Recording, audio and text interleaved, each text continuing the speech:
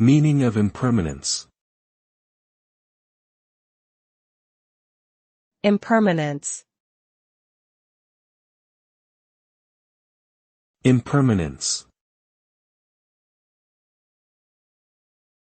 Impermanence. Impermanence. Impermanence refers to the idea that everything in life is constantly changing and nothing lasts forever. It is a fundamental concept in many Eastern philosophical and spiritual traditions, including Buddhism and Taoism. In essence, impermanence suggests that all things are transient and subject to decay, including emotions, relationships, and material objects.